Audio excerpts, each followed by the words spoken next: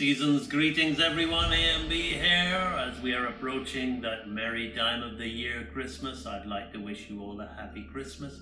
You know, Christmas is a wonderful time. Everybody's giving, everybody's receiving. There's so much merriment, so much happiness, so much joyfulness, and that's wonderful. And I thought that this would be the perfect opportunity for me to give.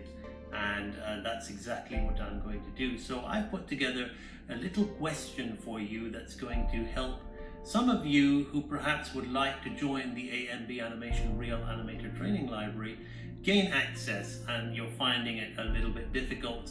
Maybe it's due to some personal reasons or circumstances, but you're going to now have that opportunity to have a lifetime membership to my Real Animator Training Library. As it's Christmas, it's a festive time of the year where everybody's together with the family.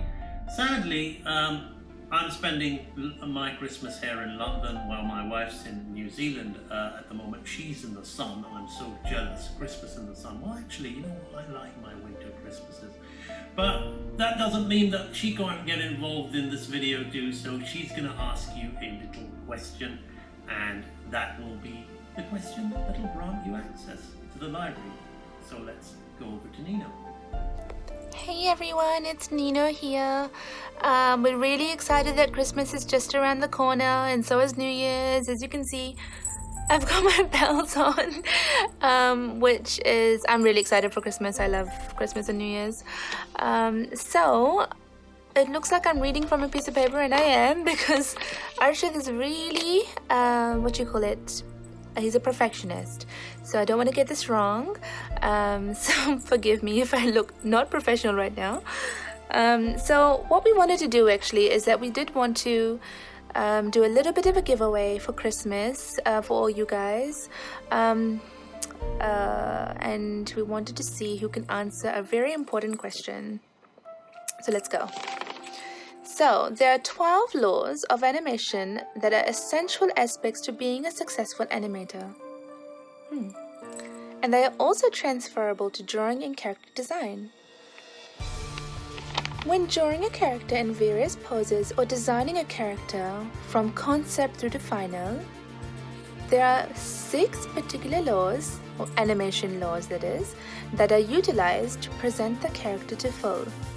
Can you identify these 6 animation laws and explain why they are so important in relation to the drawing? So tell us your answer in the comments below, or if you know someone who'd like to give this a try, tag them in it or share it with them. We'd love to see their answers. We'd love to see you guys give this a go and see what you guys come up with. We're really excited. The best possible answer is going to gain the access to the Real Animator Training Library in January 2020. So so excited for this. So from all of us here in AMB Animation, wishing you a very merry Christmas and a happy new year. Stay safe and yay, bye. Okay, so Christmas is a great time of the year. It's a wonderful time of the year. We all know that. It's obvious. There's so much happiness, so much celebration, so much joyfulness, and it's great to be a part of it. And even when we're at our lowest, we somehow manage to participate in the happiness and the merrymaking. But then, you know, there's always that underlying feeling of negativity within us. And I'm going to talk about that because I think it's important. I think it's important that we address these things as we're approaching the end of the year and we're going to be moving on to a new year and making a fresh start. And I think the way to think about it is to think about the term giving. with giving is something we do at Christmas, right? Well, giving is something that we should be doing all the time. And we should be giving to others, but more importantly, we should be giving to ourselves, to our passion, to the thing that drives us to be artists. And you heard the saying, to get, you gotta give. Well, it's very true. Now, there are 3 poems that I have memorized because I like to do that, because I, like you, I suffer from sadness sometimes, and I find I have my own little techniques that help me get through them, and sometimes reading poetry does that. So I'm going to give these poems to you and explain to you how you can relate them to your own personal situation regarding your work, your art, or whatever, and just make yourself that little bit happier to move forward in the right direction. So the first poem is aptly named Giving by Arthur Beer. To get he had tried, yet his store was still meager. To a wise man he cried, his voice keen and eager, "Pray tell, how may I successfully live?" The wise man replied, "To get, you must give." Of giving he said, "What have I to give? I've scarcely enough bread, and of course one must live, but I would partake of life's bountiful store." Came the wise man's response, "Then you must give more." The lesson he learned to get was forgotten. Towards mankind he turned with a new love begotten, as he gave of himself a life of useful living. Then joy crowned his days, as he grew rich in giving. You see, the whole point of it is that if you are trading, if you're giving to get, then there's no love behind it, there's no passion, you're focusing on what you're going to get. So let's relate this to animation. You want to be a good animator, you really want to do well, but you keep looking at your results and it's not what you want, and you keep being negative about it because you're looking for what you want to get and not getting into the spirit of giving. So if you give your all into that work, if you just give it your best, I promise you, you're not even going to notice. One of these days you're going to just look at your drawing and be so happy and say, how did I get to this stage? Because you just didn't even think about it. You were too busy giving. You were too busy giving it your all. In order to do that, you got to do something else. And this one is one that I used to be extremely cynical about, believe me, so I don't blame you if you're going to be going, yeah, whatever, AMB, yeah, right, man, yeah, tell it to somebody who wants to hear it. I understand, because I used to be exactly like that, and that was part of the problem. Cynicism was part of the problem, but that's not what I'm talking about. I'm talking about forgiveness. You need to forgive people, that's fine, but the first person you need to forgive is to forgive yourself. You know, that animation job you applied for and you didn't get.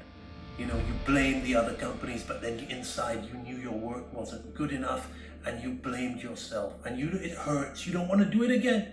You don't want to do it again. You don't want to try again because it hurts. And in order to get over that, you need to forgive yourself. You need to forgive yourself for wasting time. We all do it. I do it. Hey, I'm thinking of getting Shemu 3. You know, so you need to forgive yourself for wasting time and doing other things when perhaps you should have focused more, because there's always you're living in a world of opportunities. Every millisecond of every minute is an opportunity. So this one is all about forgiving, and I think this poem will really help you a lot. So it goes like this. That slight misdeed of yesterday, why should it more today? That thing he said, that thing you did, it's long since passed away. For yesterday was but a trial, and today you shall succeed. And all the mistakes of yesterday, they'll become some noble deed. Forgive yourself for thoughtlessness. Do not condemn the past, for it is gone with its mistakes, and its memory cannot last. Forget the failures and misdeeds. From such experience rise. Why should you let your head be bowed? Lift up your heart and eyes. That's what it's all about. Because once you feel good about yourself and energized with a new positive energy that you can do this, okay, that happened before, okay, I wasted that time, Okay, but I'm not that person anymore. Let it go. Let it go. The more you hold on to something, the more it'll hurt you. It'll keep you clenched. It'll keep you tight. Just let it go. Pick up your pencil. Start again. Now, the final one is about thoughts. Because forgiveness and positivity is feeling. It's positive feeling energy that drives you into the action of giving. So you feel good, so you give. But then the first thing is the thought, the instigation, the thing that instigates the feeling, positive or negative, and the action, giving, taking, blaming, whatever, is dependent on it all. So the first is about thoughts, how you think about things, and it's very important to factor that in. So this one is about how you think about things and how to try and understand that it's really you that has the choice to think positively or negatively about it. So this is how this one goes. It's called It's Up to Me. I get discouraged now and then when there are clouds of grey, but then I think of all the things that happened yesterday. I do not speak of the day before or those of months ago, but I speak of all the yesterdays in which I had a chance to grow. I think of opportunities that I allowed to die and those who I took advantage of before they passed me by. And I remember that the past presented quite a blight, but somehow I endured and the future seemed all right. And I remind myself that I am capable and free, and my success and happiness are really up to me. And that's what it's all about. Whenever I personally find myself wallowing in my own misery, and I'll let you into a little secret, it can be quite fun to do that, okay? It's actually quite therapeutic to be in the pity party. But don't be in there too long, because your whole life's gonna fly by and you're never gonna do what you want to do. So these are some thoughts I'd like to share with you to help you end the year on a positive note and start the year on a positive note. This is AMB wishing you a most happy, very Merry Christmas and an excellent, prosperous New Year. AMB signing out.